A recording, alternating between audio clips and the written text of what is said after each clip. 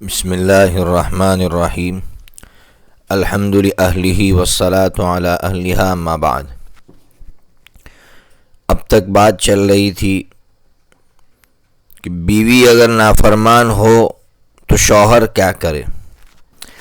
اب باب نمبر 95 حضرت امام بخاری رحمۃ اللہ علیہ قرآن مجید کی آیت پیش کر کے یہ سمجھانا چاہتے ہیں کہ اگر شوہر نافرمان ہے تو عورت کیا کرے۔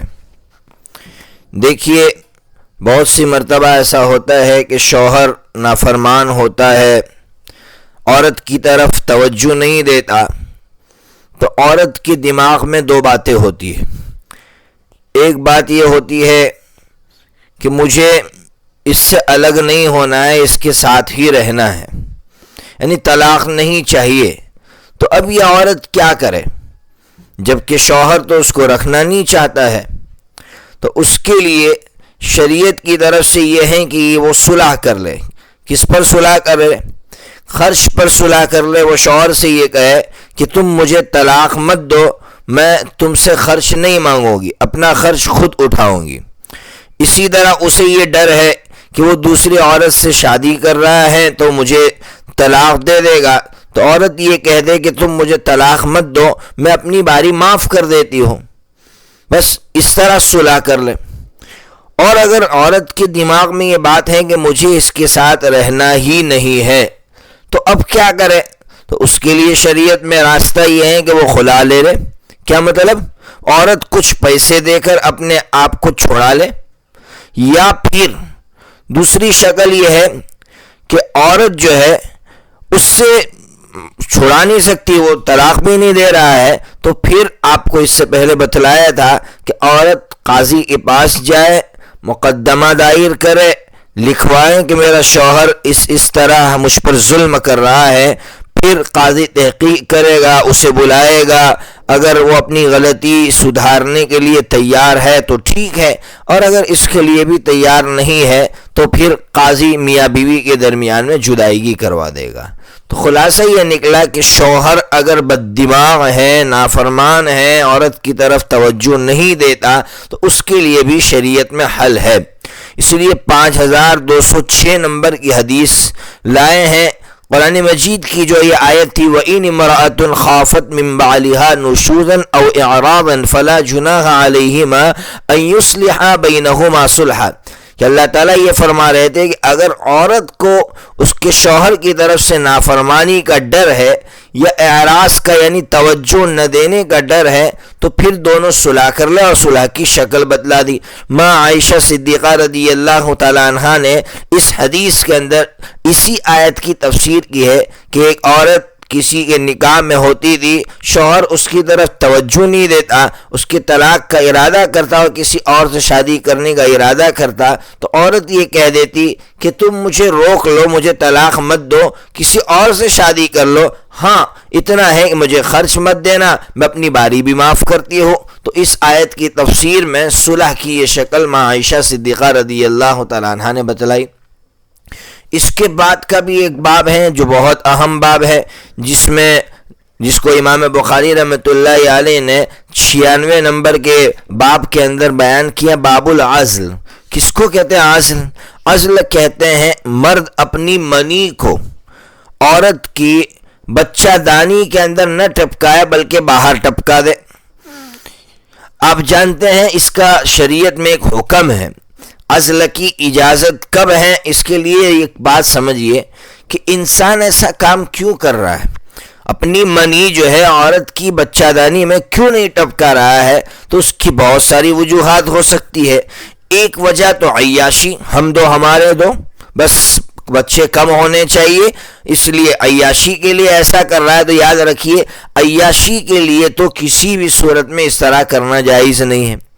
یا پھر ایسا رزق کے خوف کی وجہ سے کر رہا ہے کہ بچے زیادہ ہوں گے تو اب ان کو کون کھلائے گا، اس مقصد سے اگر کر رہا ہے تب بھی جائز نہیں ہے، کوئی بھی صورت جائز نہیں ہے۔ اور تیسرا مقصد اگر وہ اس لیے کر رہا ہے کہ بھئی بچہ بیمار ہے، اس سے پہلے کوئی بچہ تھا وہ بیمار تھا، یا عورت کو بہت زیادہ تکلیف ہے وہ بیمار ہے، یعنی بچہ یا ماں کسی کے بارے میں ڈر ہے تو اب اس سلسلے میں سمجھیے انسان جو کام کرے گا اس کے 3 طریقے ہوں گے. ایک تو یہ ہے کہ جیسے نیرودھ وغیرہ پہن کر وہ منی کو ضائع کرتا ہے، اور دوسری شکل یہ کہ لوپ وغیرہ بٹھواتا ہے، اور تیسری شکل یہ ہے کہ وہ بچے کی رحمدانی، جو عورت کی رحمدانی بچہ دانی جو ہے اسی کو نکلوا دیتا ہے. تو یاد رکھیے نیرودھ وغیرہ پہن کر منی کو اس طرح ضائع کر دینا ٹھیک ہے اگر ماں اور بچے کو خطرہ ہے تو. لوپ بٹھانا مقام علماء سے رجوع کیا جائے کہ لوپ بٹھانا اس صورت میں جائز ہے یا نہیں ہے، یہ صورت اضطراری صورت ہے، مجبوری کی صورت ہے یا نہیں ہے. اور اس کے اخیر میں بچہ دانی نکلوانا یہ تو کسی بھی صورت میں جائز نہیں ہے. ہاں بچہ دانی میں خود تکلیف ہے، کینسر ہے، اس میں کوئی ایسی چیز ہے جو پھیلے گی تو پورے عورت کے جسم کو خراب کرے گی تو بات الگ ہے. باقی بچہ دانی نکالنے کی اجازت اسلام میں کسی بھی صورت میں نہیں ہے. اس لیے حدیثیں پیش کر رہے ہیں اور حکم بیان کر رہے ہیں.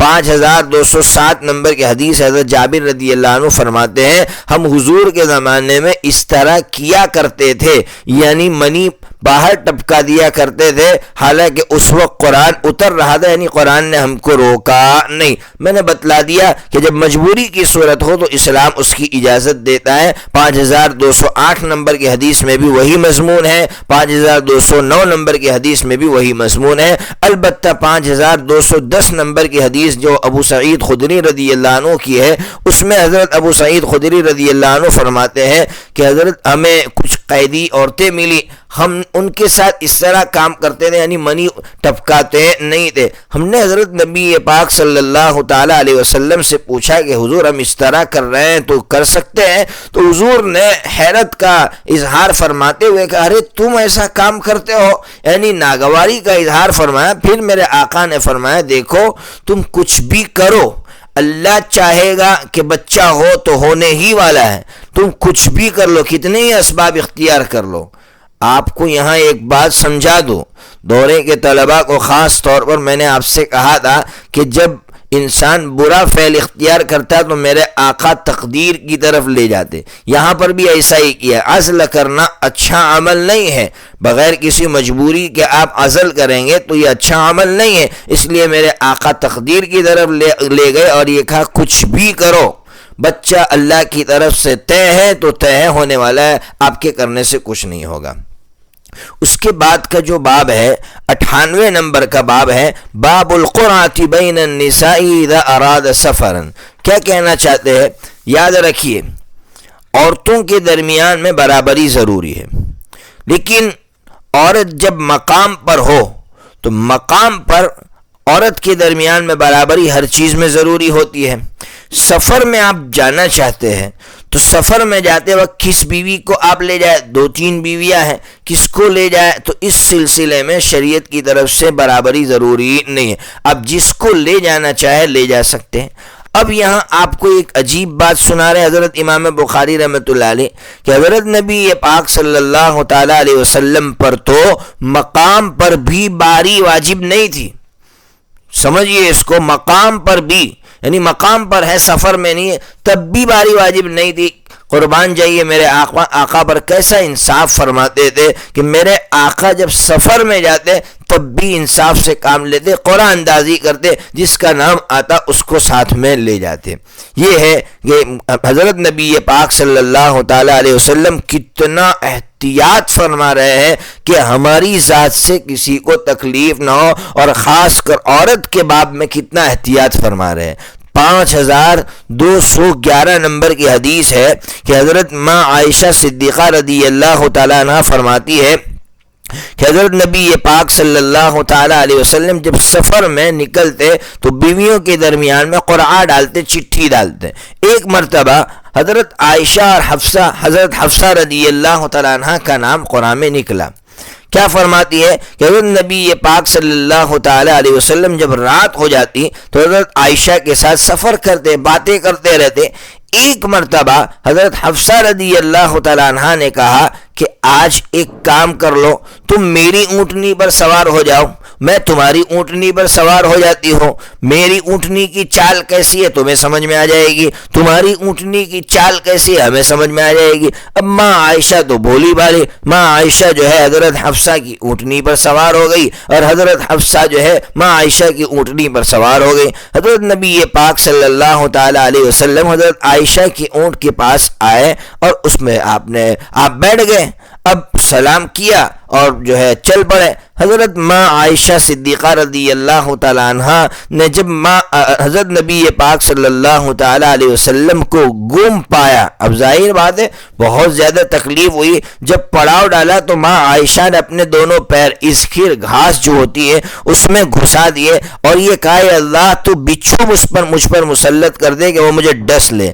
یعنی ظاہر سی بات ہے کہ ماں عائشہ کو بہت زیادہ تکلیف ہو رہی تھی، اور پھر آگے یہ بھی کہہ رہی ہے کہ یہ بھی میرے بس میں نہیں ہے، مجھ میں طاقت نہیں ہے کہ میں حضور سے کچھ کہوں، کیونکہ میں نے خود ہی یہ صدا اپنے لیے منتخب کی تھی نا، حضور نے تو ایسا نہیں کہا تھا کہ عائشہ تم اس کی اونٹنی پر بیٹھ جاؤ۔ بہرحال حضرت نبی پاک صلی اللہ تعالی علیہ وسلم کتنا احتیاط فرماتے تھے بیویوں کے معاملے میں، وہ یہاں بتلایا گیا ہے۔